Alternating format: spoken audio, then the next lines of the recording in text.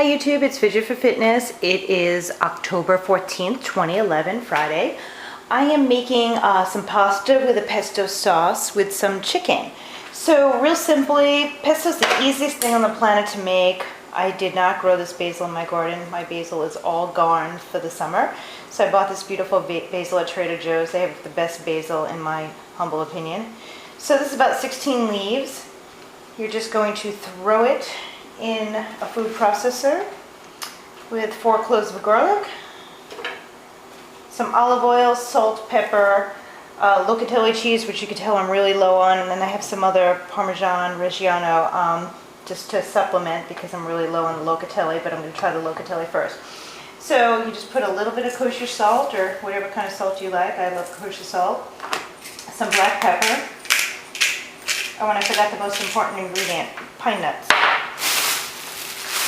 These are some pine nuts that I buy loose. They're ridiculously priced at $21.99 a pound.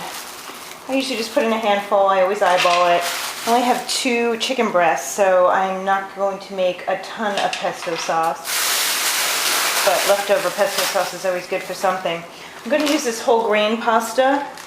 And then I also have some regular pasta. I might mix them, I might not. I think I have enough whole grain pasta, but I might mix them just for flavor and change and 2 different textures. So you're just going to take some olive oil, put it in. Don't be liberal with the olive oil right off the bat. You could always add more, because if you add too much, you can't undo it.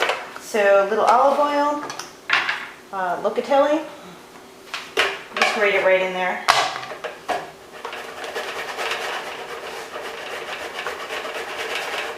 Pretty liberal with the cheese. I really like the flavor, and locatelli is salty, so you can even be lighter on the salt.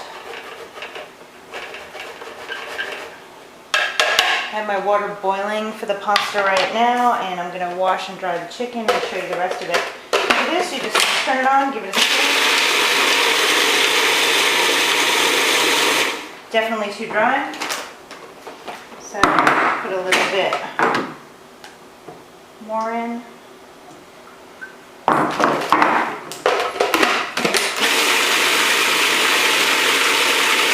Give it a whirl.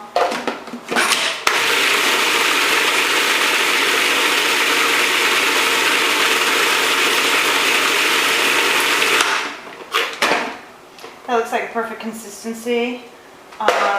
So I'll show you the rest after I clean up the chicken. So I decided to add both pastas to the water, and I honestly don't remember if I salted the water or not. If I did, it would have been a couple of minutes ago, but I don't remember, so I'm just going to salt it. And if it's over salted, so be it. So we have the whole grain rotini. That's a half box. I'll just put like a half a bag of this rigatoni. Probably going to be a lot of food. Or a lot of leftovers, I should say. So we'll let it spin, let it go, and then I'll start cutting up the chicken. And basically I'm just going to stir fry the chicken in this saute pan, add the pesto at the last minute with the pasta, give it a quick stir, and let it go. Usually pesto isn't cooked, but for some reason my man always has a stomach ache from the raw garlic. So when I put it in the pan and just cook it for a minute or so and just heat it through, he seems to be fine with it. And so that's how I tend to make my pesto. So I'm going to get back to cutting the chicken and show you the next step. So I have 2 chicken breasts that have been washed and dried. I'm just going to give them a little more pat. Make sure they're fully dry as best I can. I'm going to trim the fat, because even though they're boneless, skinless, there's always some skin to be found. Can't be perfect, but I like to remove as much skin as I can. Just get rid of the fat, anything that's going to make it chewy. And then what you're just going to do is just cube this. You can make it any which way you want, because the pasta is a little smaller. I'm going to make this into pretty small bite-sized cubes. So let me just give the pasta a stir. It's in the garbage can. Quick show of how I do this. So the smaller pieces, I'm just thinking like that, you know, bite size, small, enough to fit on a fork with some pasta. But again, you can make it any which way you want. By the way, I tasted the pesto and it's a little garlicky. I like it garlicky. I think it's a little strong. You know, it depends on the size of your garlic cloves. Sometimes you use 3, sometimes you use 4, depending on the size of your meal. I used 4 this time, and I think I could have used 3. It's a little strong, a little overpowering. There's not much you can do unless you just distribute it over a lot of pasta. So I'm going to continue to cut this up. This little kind of bloody piece that I just found, I'm going to go in the garbage along with this one. I just like very clean meat. So I'll show you what it looks like when it's fully done and ready to go in the pan. So we're ready to put the chicken in the pan. It's all cut up. I'm just going to put a little olive oil, not too much. You just want to brown the chicken. Well, you want to cook it all the way through, but you don't want it to be sort of sautéed. You just want it, you know, brown. There's not a lot of oil. Just as little as you can get away with. Coat the bottom of the pan.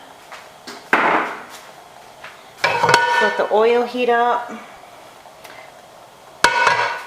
Make sure the pan's on medium-high.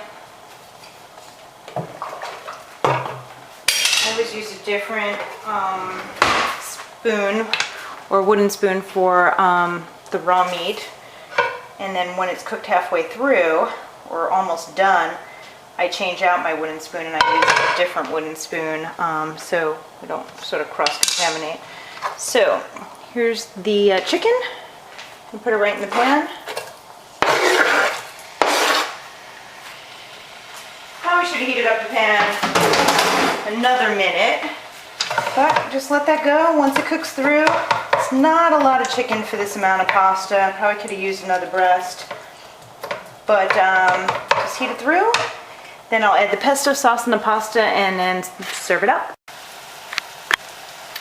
So the chicken is just about done. It's almost turning white, and this is the point where I always change out my spoon. Just get a new wooden spoon. Make sure you just don't contaminate yourself. It's the best thing to do. And just let this cook through. I think this is going to be ready before the pasta. And when using 2 different kind of noodles, you definitely want to test both and make sure that they're both done. Not, you know, so you don't have some that are uncooked. It might mean that some are soggy. It's pretty hard when you make 2 different pastas, but I like it. So this chicken should be done in a minute, and then I'll add the pesto sauce, cook it through, and add the pasta. I wanted to show that there's just a little leftover olive oil at the bottom of this pan and some water from the chicken, and that is going to ruin the dish a little bit. So I have some paper towel, real easy, just going to put it to the side and soak it up, because you don't want to have that interfering with the pesto sauce you're going to add. So this is the simplest way to do it. Get a piece of paper towel, just put it right in there, soak it up, wash your hands because it'll be hot, and then burn off the rest if there's a drop more. And that's the best way just to soak up anything additional before you put in your pesto sauce. Okay, the pasta's almost done, so basically just going to take the pesto sauce, going to put it through just to heat it through, and then we'll add the pasta. And like I said earlier, the main reason is just to get the garlic cooked a little bit. This is not traditional or typical, but it seems to work in my family.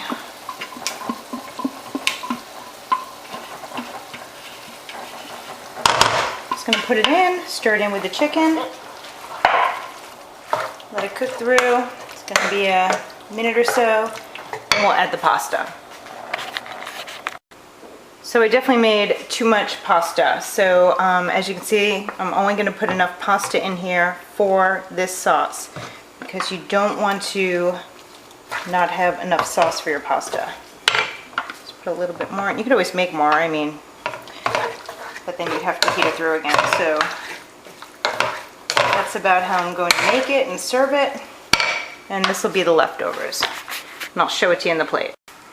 So here's the finished product. I'm also having some wine, so this is not the best carbohydrate diet for me. So I have the whole grain pasta, I do have the regular pasta, I have some chicken, which is some protein, wine, not so good, and it's just lightly coated with the pesto sauce. So this will be delicious. You can add cheese if you want it, but there's plenty of cheese in the sauce. So that's what we're having. It's a close-up view.